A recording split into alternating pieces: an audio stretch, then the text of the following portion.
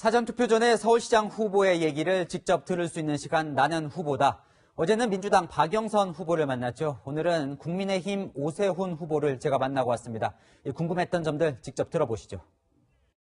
적용해 주시기를 부탁드리겠습니다.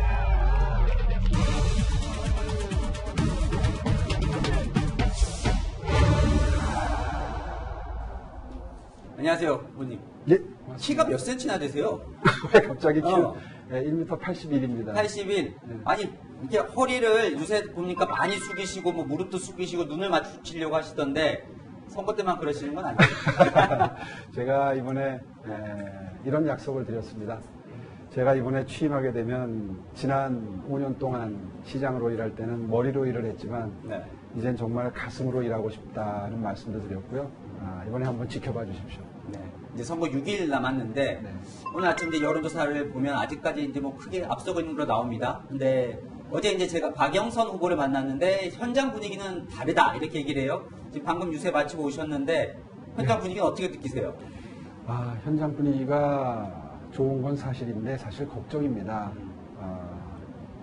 지지율이 뭐 10%를 앞선다, 15%를 앞선다 이런 결과가 전 사실 굉장히 어떻게 보면 우려스럽습니다. 네. 왜냐하면 아시다시피 서울의 기존의 이 25개 구 중에 24군데가 민주당 구청장이고요. 시의회, 구의회, 각종 강변단체의 위력을 보면 민주당의 조직력은 가히 뭐 우리의 몇 배가 됩니다. 그렇기 때문에 지지율 믿고 긴장을 풀면 정말 낭패 볼 수 있거든요. 그래서 조직이 약하지만 그것을 어떻게 표로 투표장으로 나오셔서 찍어주실 수 있도록 하느냐가 정말 큰 숙제고요.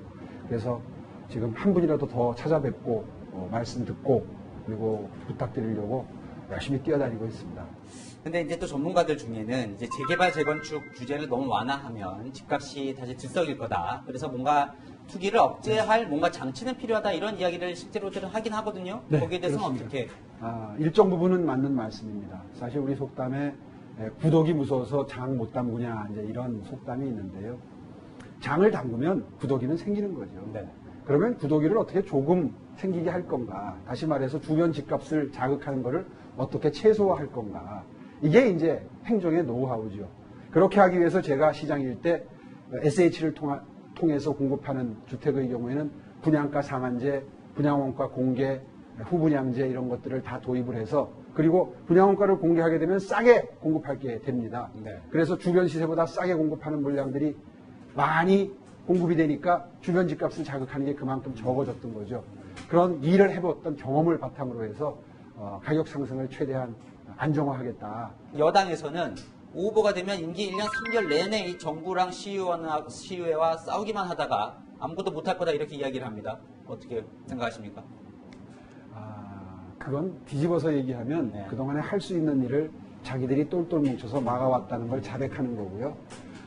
그런 논리라면 여야 간의 정권 교체는 영원히 불가능하겠네요. 우리 국민들은 서울 시민들께서는 아마 엄중한 눈으로 지켜보실 겁니다.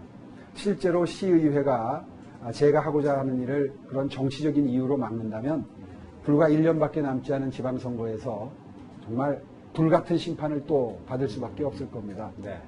제가 하고자 하는 길에 그것이 합리적인 도움이 되는 거라면 주택가격 안정에 도움이 되고 신규 주택 공급에 도움이 되는 거라면 시의회도 도와줘야 오를 것이고 또 본인들의 당선을 위해서도 그렇게 해줄 거라고 저는 믿습니다. 계속 이제 내곡동 땅 문제를 네. 들고 나오고 있습니다. 문제 제기를 하고 있습니다. 자, 결국 핵심은 이제 시장 시절에 처가 땅에 보상 특혜가 있었냐 없었냐 이거예요. 네. 정말 아무 문제가 없다고 자신 있게 말씀하실 수 있습니까?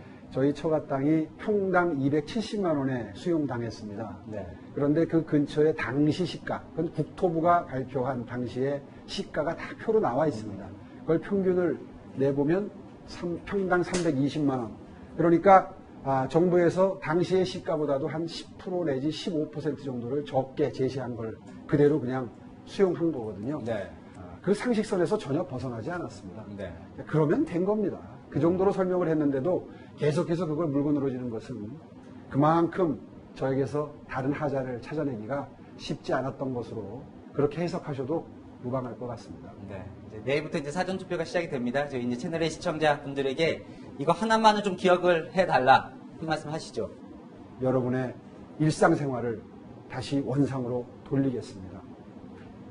어려운 분들, 절실한 분들 자주 찾아뵐 거고요. 그리고 머리로 일했던 거 가슴으로 일해보겠습니다. 한번 믿고 일할 수 있도록 기회를 주십시오.